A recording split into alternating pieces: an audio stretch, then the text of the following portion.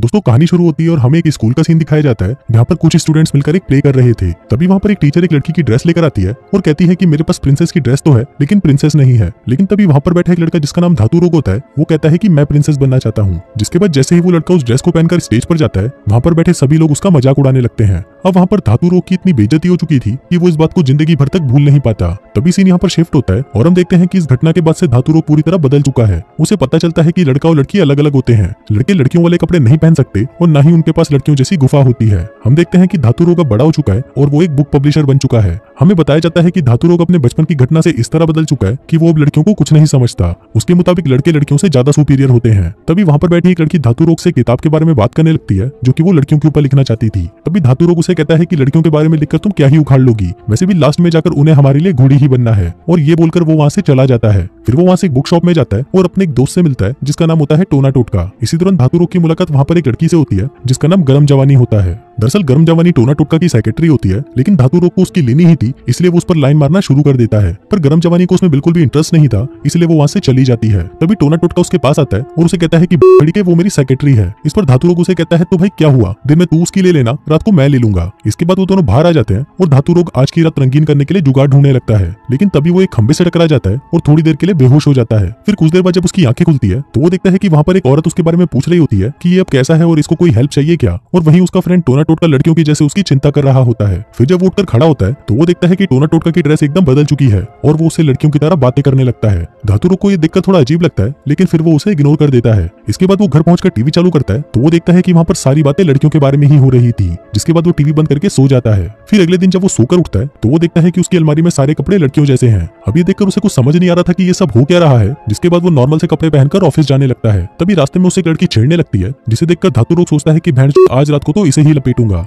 इसके बाद धातु रोग अपने ऑफिस पहुंच जाता है और वहां आकर वो देखता है कि हर जगह सिर्फ लड़कियां ही काम कर रही थी। तभी वहां पर उसकी बॉस बिल्लो रानी आती है और ये वही लड़की है जिसका कहानी की शुरुआत में ये मजाक उड़ा रहा था। अब बिल्लो रानी उसे उसका काम समझाने लगती है, जिसको देखकर धातु रोग को गुस्सा आ जाता है और वो उसे कहता है कि भैंस तेरी औकात ही क्या है जो तू मुझे काम सिखाएगी। वो उस पर काफी भड़कता है, लेकिन बिल्लो रानी उसकी इन बातों पर बिल्कुल भी रिएक्ट नहीं करती और उसे कहती है कि मैं तुम्हें पसंद करती हूँ। जिसके बाद वो उससे नीचे जाकर उसकी गुफा चाटने को कहती है। लेकिन फिर जब धातु रोग जैसे ही नीचे उसके पास जाता है तभी उसके पैरों पर घने बालों को देखकर उसकी फटकर 464 हो जाती है। इसी दौरान वहाँ पर एक आदमी कॉफी देने आता है जो कि इस ऑफिस में मेड का काम करता था। अब क्योंकि धातु रोग के दिमाग का भूखा हो चुका था, इसलिए वो अपनी जॉब छोड़कर वहाँ से चला जाता है। फिर वो वहाँ से एक कैफे में पहुंचता है जहाँ पर वो काम करने वाली एक लड़की को देखता है जो कि एक आदमी को गालियां दे रही थी। अब ये सब देखकर धातु रोग को फिर से कुछ समझ नहीं आता कि आखिर ये सब हो क्या रहा है। जिसके बाद वो वहाँ से भागकर अपने मॉम डैड से मिलने उनके घर आ जाता है। लेकिन वहाँ जाकर भी वो यही देखता है कि उसकी मॉम वाला काम उसके डैड कर रहे थे और उसके डैड वाला काम उसकी मॉम कर रही थी। अब ये देखकर वो समझ जाता है कि वो एक ऐसी पैरेलल दुनिया में आ चुका है जहाँ पर आदमियों की जगह औरतों ने ले ली है और औरतों की जगह आदमियों ने। अब ये देखकर वो वापस उसी खंबे के पास जाकर सब कुछ नॉर्मल करने की कोशिश करता है, लेकिन इस बार वो खंबा उसका साथ नहीं देता और वो इसी दुनिया में फंस जाता है। इसके बाद वो एक बार में अपनी एक दोस्त से मिलने जाता है, लेकिन वहां जाकर वो देखता है कि वहां पर औरतों की जगह आदमी नाच रहे होते हैं। और वहीं ये जो अपनी दोस्त से मिलने आया था वो भी उस पर लाइन मारने की कोशिश कर रही होती है, जैसे कि नॉर्मली आदमी औरतों पर करते हैं। अब धातु रोग को बाकी चीजें तो काफी अजीब लग रही थी, लेकिन उसे ये बात बहुत अच्छी लगती है कि औरतें उसे लाइन दे रही हैं और उसके लिए घोड़ी बनने को भी तैयार है।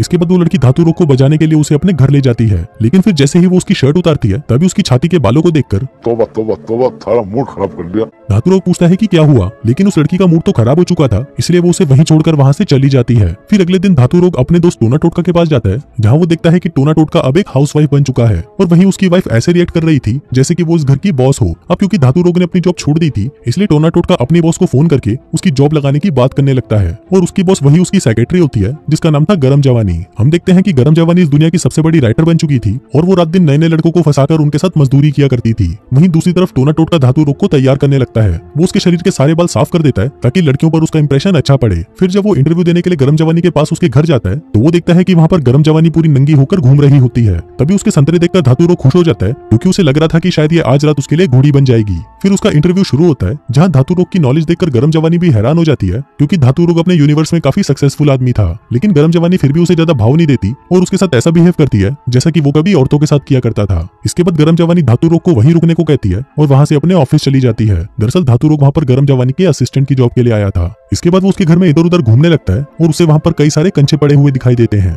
और ये वही कंचे हैं जिन्हें वो अपनी गुफा में डालकर उनके साथ खेला करती थी। इसी दौरान उसकी मुलाकात गरम जवानी के एक नौकर से होती है जो उसे गंदी गंदी गालियां देने लगता है। अब इस पैरेलल दुनिया में रहते हुए धातु रोग को बहुत ही अजीब लग रहा था, क्योंकि वो अपनी दुनिया में तो काफी स्ट्रांग था, लेकिन इस दुनिया में उसकी कोई औकात नहीं थी। अब इससे गुस्सा होकर धातु रोग गरम जवानी को कहता है कि तुम मुझे ऐसे ट्रीट नहीं कर सकती। वो बताता है कि मैं इस दुनिया का नहीं हूँ, मैं तो गलती से खंबे से टकराकर यहाँ पर आ गया हूँ। लेकिन गरम जवानी धातु रोग की बातों पर बिल्कुल भी यकीन नहीं करती। धातु रोग उसे कहता है कि जरा सोच कर देखो, एक ऐसी दुनिया जहाँ पर औरतें मर्दों के नीचे काम करती हैं, और ऐसा बिहेव जो औरतें मर्दों के साथ कर रही हैं, वैसा ही बिहेव वहाँ पर मर्द औरतों के साथ करते हैं। लेकिन उसकी ये बातें गरम जवानी को बहुत ही अजीब सी लगती हैं। अब धातु रोग को बहुत ही गुस्सा आ रहा था, और वो अपना गुस्सा शांत करने के लिए फिर से अपनी उस दोस्त को मैसेज करता है जिसने उस रात उसके साथ मजदूरी करने से मना कर दिया था। लेकिन अब वो दोनों पलंग तोड़ धुआंधार मजदूरी करते हैं, लेकिन सिर्फ 5-10 सेकंड के अंदर ही उस लड़की का सारा माल बाहर आ जाता है, जैसा कि अक्सर मर्दों के साथ होता है। धातु रोग सोचता है कि बहन ये क्या बकरी है, जिसके बाद वो उस औरत को वहां से भगा देता है। उधर दूसरी तरफ हम गरम जवानी को देखते हैं, जो कि एक नए टॉपिक के ऊपर अपनी बुक लिख रही होती है, लेकिन उसे वो टॉपिक समझ नहीं आ रहा होता। लेकिन तभी उसे धातु रोग की वो बात याद आती है जहाँ पर आदमी औरतों पर अत्याचार करते हैं। अब गरम जवानी धातु रोग को बजाने के लिए उसे मैसेज करती है, लेकिन इसके बदले में धातु रोग उसे गालियां लिखकर भेजता है। उधर धातु रोग के घर में उसके पेरेंट्स उस पर जोर दे रहे होते हैं कि अब तू 30 साल का हो चुका है, इसलिए तू जल्दी से शादी करके किसी की हाउसवाइफ बन जा। अभी बातें सुनकर धातु रोग परेशान हो जाता है, और वो उन्हें कहता है कि आपको पता है कि मैं कितनी लड़कियों को घोड़ी बना चुका हूँ। अभी सुनकर उसके पेरेंट्स निराश हो जाते हैं, और उनको लगता है कि शायद उनका बेटा बिगड़ चुका है।